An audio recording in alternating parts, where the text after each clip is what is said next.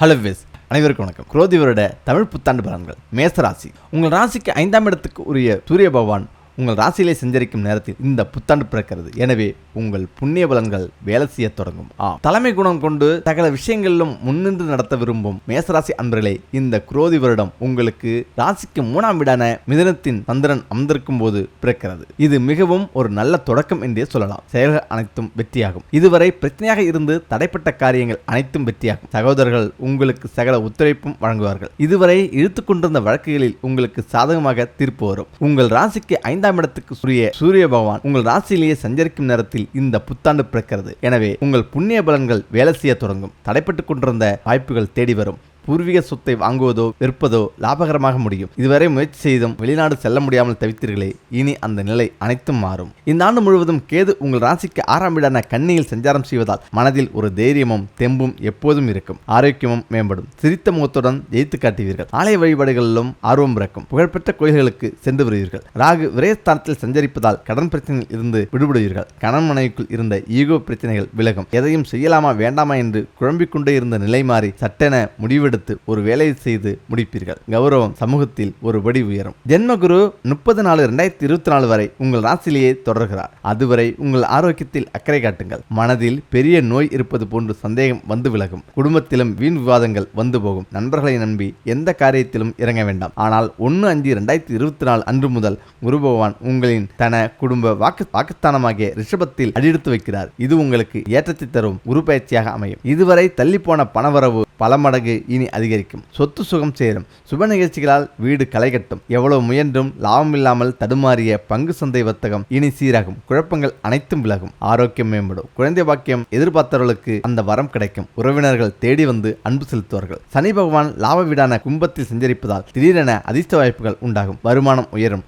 எதிரிகள் விலகி போவார்கள். சுறுசுறுப்பாக செயல்படுவீர்கள். குடும்பத்தில் செலவுகள் குறையும். புதிய சொத்து வாங்கும் முயற்சிகள் பலன் தரும். வீட்டில் புதிய உபயோகப் பொருளை வாங்கி மகிழ்ச்சி அடைவீர்கள். இதில் 26/8/2024 முதல் 19/9/2024 வரை சுக்கிரன் 6வது வீடான கன்னியில் சென்று மறைவதால் குடும்பத்தில் தேவையில்லாத கருத்து மோதல்கள் ஏற்படலாம் என்பதால் கவனம் தேவை. வியாபாரம் ஓய்வின்றி உழைப்பீர்கள்.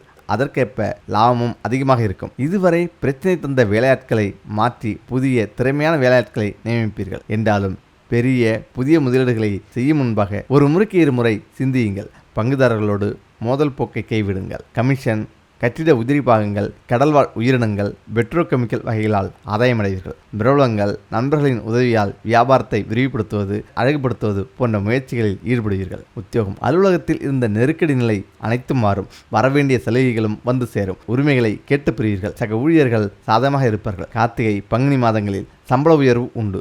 அதிக சம்பளத்துடன் புது வாய்ப்புகளும் தேடி வரும். சிலருக்கு அயல்நாடு செல்லும் வாய்ப்பு உண்டாகும். இதில் மொத்தத்தில் இந்த குரோதி வருடம் எடுத்த காரியங்களை முடிக்கும் வலிமையை கொடுத்து சாதிக்க வைக்கும் உங்களை. பணம் பல மடங்கு பெருக வேண்டுமா? வெளிநாடுகளில் செய்யும் ரகசியம் இதுதான். நாளுக்கு நாள் விஞ்ஞானம் அசுரவேகத்தில் ஒரு புறம் வளர்ச்சியடைந்து கொண்டிருந்தாலும் இன்னொரு பக்கம் மூட நம்பிக்கைகளும் மூட பழக்கங்களும் விஞ்ஞானத்துடன் போட்டி போட்டுக்கொண்டு வளர்ச்சியடைந்து கொண்டுதான் இருக்கிறது.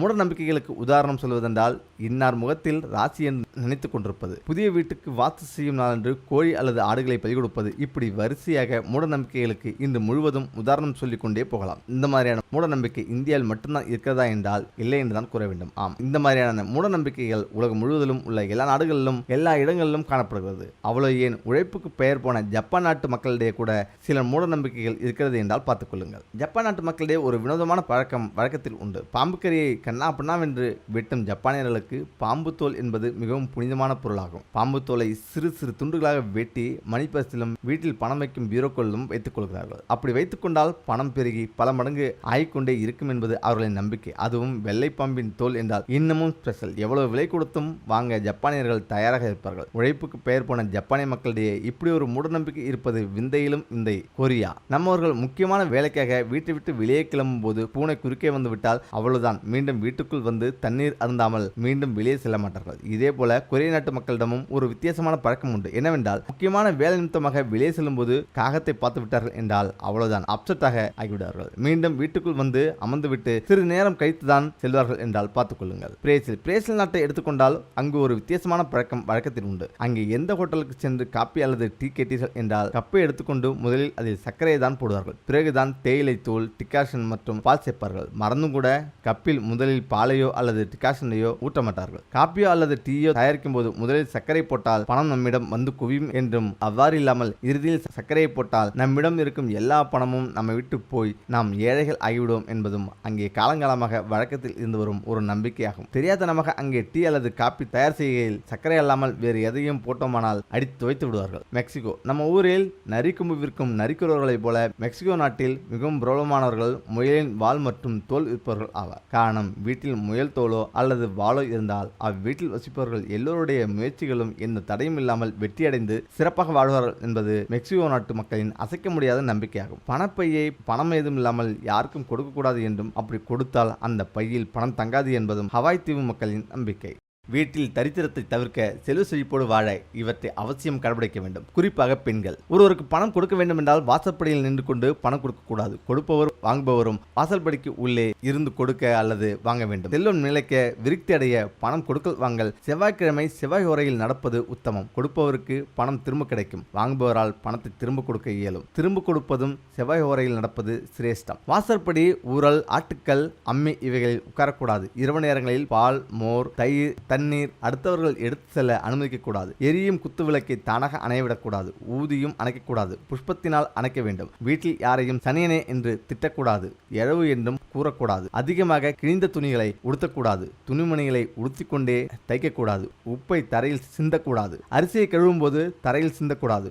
உங்கள் வீடுகளில் லட்சுமி கடாட்சம் தழைத்து செல்வம் பெருக வெற்றிலை, வாழை இலை இவைகளை வாடவிடக்கூடாது. வெற்றிலையை தரையில் வைக்கக்கூடாது. சுமங்கலிகள் பூரண கும்பம், மஞ்சள், குங்குமம், திருமண், சூரணம், கோலம், சந்தனம், வாழை, மாவிலை தோரணம், வெற்றிலை, திருவிளக்கு, யானை, பசு, கண்ணாடி, உள்ளங்கை, தீபம் இவை அனைத்தும் லட்சுமிக்கு மிகவும் பிடித்தது. செல்வம் நிலைத்து நிற்க நமது வீடுகளில் வெள்ளை புறாக்கள் வளர்க்கலாம். சங்கு, நெல்லிக்காய், பசுசாணம், கோஜலம், தாமரைப்பூக்கள், சுத்தமான ஆடைகள் வீட்டில் இருப்பது சுபம். காலை எழுந்தவுடன் தனது உள்ளங்கைகள் பசு, கோயில் கோபுரம், இறைவனின் திருவுருவ படம் இவற்றை பார்க்க வேண்டும். தினசரி விளக்கேற்றுவது சிறப்பு. செவ்வாய் மற்றும் வெள்ளிகளில் 5 முகம் கொண்ட விளக்கேற்றுவது இன்னும் சிறப்பு. விளக்கை அமர்த்துதல் அல்லது மலையேறுதல் என்றுதான் சொல்ல வேண்டும். அணைப்பது என்ற வார்த்தையை உபயோகிக்கவே கூடாது.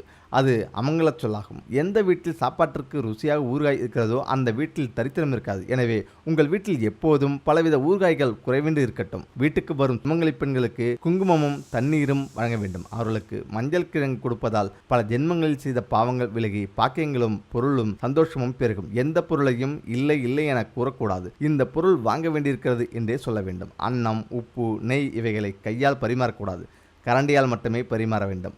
கையால் பரிமாறப்பட்ட அன்னம், உப்பு, நெய் இவை மாமிசத்துக்கு சமம். பெண்கள் வளையல் அணையாமல் எதையும் பரிமாறக்கூடாது. அமாவாசை என்று எண்ணெய் தேய்த்து குளிக்கக்கூடாது. வெள்ளிக்கிழமை உப்பு வாங்கினால் நன்மை உண்டாகும். இரவில் வீட்டை பெருக்கினால் குப்பை வெளியே கொட்டக்கூடாது. வீட்டில் தூசி, ஒட்டடை சேரவிடாது. அடைச்சல்கள் இன்றி சுத்தமாக இருப்பது அவசியம். கோலமிட்ட வீட்டில் திருமகள் தங்குவாள். வீட்டு வாசலில் கோலமிடுவது அவசியம். பிளாட்களில் வசிப்பவர்கள் தங்கள் மெயின் டோர் வாசலில் கோலம் வரையலாம். சாம்பிராணி உள்ளிட்ட நறுமணப் பொருட்களை அடிக்கடி வீட்டில் உபயோகிக்க வேண்டும். ஈரத்துணி அணிந்து பூஜை செய்யக்கூடாது. பெண்கள் மூக்குத்தி, வளையல், மெட்டி இவைகள் அணியாமல் இருக்கக்கூடாது. தங்கம் எனப்படும் சுவர்ணம் மகாலட்சுமி அம்சம் என்பதால் அதை இடுப்பு கீழே பெண்கள் அணியக்கூடாது. பெண்கள் மாதவிடாய் ஊற்றிருக்கும் சமயம் அவர்களின் நிழல் சுவாமி படங்கள் மீது விழக்கூடாது. விளக்கு வைக்கும் நேரம் வீட்டில் படுத்து உறங்குதல் கூடாது. செல்வ செழிப்போடு வாழ நமது வீட்டில் நமது ஆடைகள், துணிகள் சிதறி கிடக்கக்கூடாது. நாம் பயன்படுத்திய ஆடைகளை ஒரு தனி பெட்டியிலும் புதிய ஆடைகளை இன்னொரு பெட்டியிலும் போட்டு வைப்பது அவசியம். வெள்ளிக்கிழமைகளில் மாலை 5 மணிக்குள் நமது வீட்டை பெருக்கி சுத்தம் செய்து அலசி விட்டுவிட வேண்டும். அலசிய பின்னர் நமது வீட்டு பூஜை அறையில் நெய்யில் தாமரை நூல் தீபம் ஏற்றி வர வேண்டும். அதன் பிறகு 100 கிராம் உப்பு வாங்கி வருவது செல்வ வளத்தை நமது வீட்டிற்கு விரைவாக கொண்டு வரும். ஒருபோதும் இருட்டிய பின்னர் தயிர் சேர்த்த உணவுகளை சாப்பிடக்கூடாது. அப்படி சாப்பிட்டால் எவ்வளவு பெரிய கோடீஸ்வரனாக இருந்தாலும் அவன் வறுமைக்குள் விழுந்து விடுவான். வெள்ளிக்கிழமைகளில் கடையில் எண்ணெய் வாங்கக்கூடாது. இதையெல்லாம் செய்தால் இருக்கிற செல்வம் தங்கும். லட்சுமி தேவி நம் வீடு தேடி ஓடி வருவாள்.